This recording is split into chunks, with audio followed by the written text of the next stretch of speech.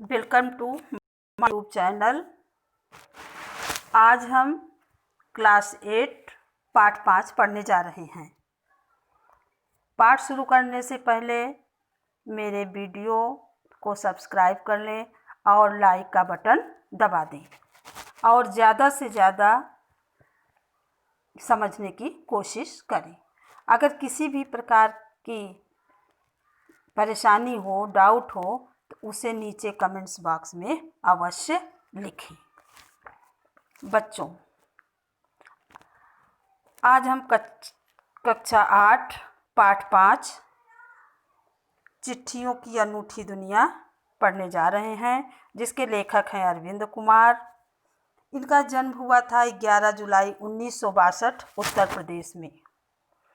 इस पाठ में लेखक यह बताना चाहते हैं कि किस तरह चिट्ठियों की दुनिया अनूठी है, अर्थात अनोखी है। वर्तमान समय में हम ये नहीं देखते हैं, क्योंकि बच्चों आजकल मोबाइल, व्हाट्सएप, एसएमएस वगैरह वगैरह इस तरह का ज़माना है। चिट्ठियाँ बहुत पीछे छूट गई हैं। आज चिट्ठियों पर कोई ध्यान नहीं देता है, चिट्ठियों का कोई महत्व नहीं रह गया है। एक ज़माना था जब चिट्ठियों का बहुत महत्व था। लोग अपनी चिट्ठियों को बहुत सहेज कर रखते थे और उसे बार बार पढ़ते थे और अपनी पुरानी यादों को, पुरानी बातों को ताज़ा करने के लिए उसे पढ़ते थे और मन ही मन बहुत ही खुश होते थे। आज इस पाठ में हम चिट्ठियों के महत्व के बारे में पढ़ेंगे। चलो पाठ शुरू करते हैं बच्चों। चिट्ठियों की अनूठी दुनिया। पत्रों की दुनिया तो अजीबोगरीब है और उसकी उपयोगिता हमेशा से बनी रही है। पत्र जो काम कर सकते हैं वो संचार का आधुनिकतम साधन नहीं कर सकता है। बच्चों, यहाँ लेखक कह रहा है कि पत्र का जो महत्व है, कितना भी संचार, कितने भी आज संचार के माध्यम आ जाएं, चाहे मोबाइल, व्हाट्सएप, एसएमएस कुछ भी आ जाएं, लेकिन कभी भी वो उनके महत्व को कम नहीं कर सकते हैं। पत्र जैसा संतोष फोन या एसएमएस का संदेश कहाँ दे सकता है। जो संतोष, जो हमारे मन की भावनाएं संतुष्ट होती हैं पत्र को पढ़कर, वह एसएमएस वगैरह से नहीं। पत्र एक नया सिलसिला शुरू करते हैं और राजनीति, साहित्य तथा कला के क्षेत्रों में तमाम विवाद और नई घटनाओं को जड़ भी पत्र ही होते हैं। दुनिया का तमाम साहित्य पत्रों पर केंद्रित है और मानव सभ्यता के विकास इन पत्रों ने अनूठी भूमिका निभाई है। मनुष्य पत्रों के द्वारा, बच्चों, पत्रों से ही मनुष्य के जीवन में बहुत सारे संस्कार आए, बहुत उन्होंने आगे बढ़ना सीखा, बहुत सारी सभ्यता उनके अंदर आई। इन पत्रों से अनोखी भूमिका निभाई है। पत्रों का भाव सब जगह एक सा है, भले ही उसका नाम अलग अलग हो। पत्र को उर्दू में खत, संस्कृत में पत्र, कन्नड़ में कागज, तेलुगु में उत्तरम, जाबू और लेख तथा तमिल में कडिद कहा जाता है। पत्रों को, जैसे हमारे देश में तरह तरह की बोली है, भाषा है, तरह तरह की पहनावा है, खान पान है, अनेकता में एकता है, उसी तरह पत्र को भी पत्र ही के नाम से नहीं हमारे देश में, बल्कि बहुत सारे नामों से जाना जाता है। जो जहाँ पर हैं वो उस तरह से, साउथ में उत्तरम, जाबू, लेख, कडिद ये बोला जाता है। संस्कृत में पत्र, इस तरह के अलग अलग नाम से जाने जाते हैं। पत्र यादों को सहेज कर रखते हैं, इसमें किसी को कोई संदेह नहीं है। हर एक की अपनी पत्र लेखन कला है और हर एक पत्रों का अपना दायरा।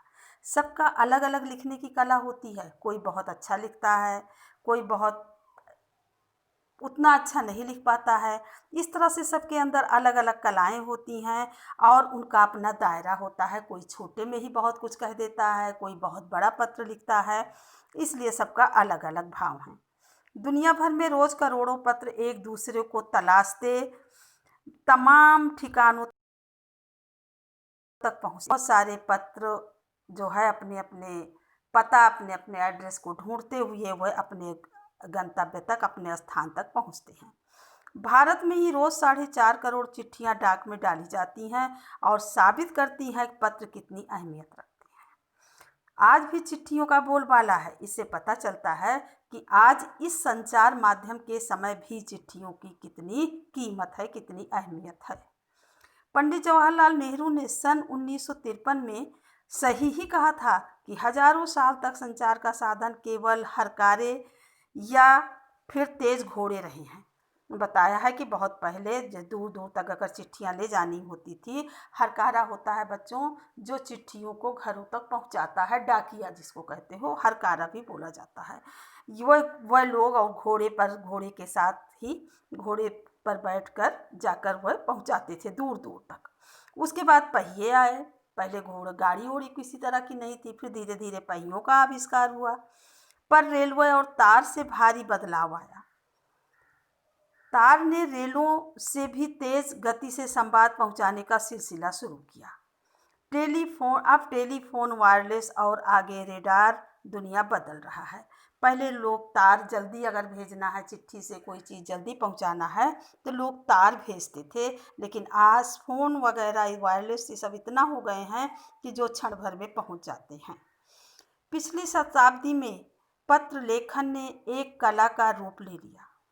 डाक व्यवस्था के सुधार के साथ पत्रों को सही दिशा देने के लिए विशेष प्रयास किए गए। धीरे धीरे पत्रों का रूप जो है बदलता गया। डाक व्यवस्था ने भी पत्रों को सुधारने के लिए, उसको और अच्छा बनाने के लिए नए नए तरीके अपनाने लगे। पत्र संस्कृति विकसित करने के लिए स्कूली पाठ्यक्रमों में पत्र लेखन का विषय शामिल किया गया कि ऐसा न हो कि कहीं पत्र लुप्त हो जाए। इसलिए लेखक में पाठ्यक्रम में बच्चों को पढ़ाने के दौरान पत्र दिए गए, जिससे कम से कम बच्चे पत्र के बारे में पढ़ेंगे, जानेंगे, सीखेंगे। भारत ही नहीं, दुनिया के कई देशों में ये प्रयास चले और विश्व डाक संघ ने अपनी ओर से भी काफ़ी प्रयास किए, क्योंकि विश्व डाक संघ अगर वह लोग प्रयास नहीं करेंगे तो धीरे धीरे ये बंद हो जाएगा, डाक विभाग ही बंद हो जाएगा। जिसके कारण उन लोगों ने बहुत प्रयास किया, नए नए तरीके ढूंढे, नए नए तरीके अपनाए कि उनका ये प्रयास चलता रहे। विश्व डाक संघ की ओर से 16 वर्ष से कम आयु वर्ग के बच्चों के लिए पत्र लेखन प्रतियोगिताएं आयोजित करने का सिलसिला सन 1972 से शुरू हुआ था। बच्चों, इस पत्र को आगे बढ़ाने के लिए इस प्रयास में लोगों ने एक कंपटीशन रखा, प्रतियोगिता रखा पत्रों का, कि कम से कम बच्चे इस प्रतियोगिता आयोजित किया जाएगा तो उसमें पत्रों के प्रति उनकी रुचि जागेगी। ये सही है कि खास तौर पर बड़े शहरों और महानगरों में संचार साधनों के तेज विकास तथा अन्य कारणों से पत्रों की आवाजाही प्रभावित हुई।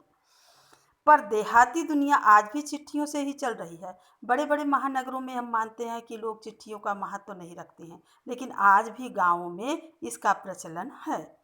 फैक्स, ईमेल, टेलीफोन तथा मोबाइल ने चिट्ठियों की तेजी को रोका है। यह व्यापारिक डाक की संख्या लगातार बढ़ रही है। ये जो नए नए संचार के साधन आए हैं, इन लोगों ने, इन माध्यमों ने हम इस संचार को, चिट्ठियों की दुनिया को रोका है, जिससे लोगों को बहुत तरह की परेशानियां हुई, बहुत कठिनाइयों का भी सामना करना पड़ता है। लेकिन फिर भी लोग प्रयास में लगे हैं कि ये चिट्ठियों की दुनिया ना समाप्त हो। बच्चों, इसके आगे कल हम लोग पढ़ेंगे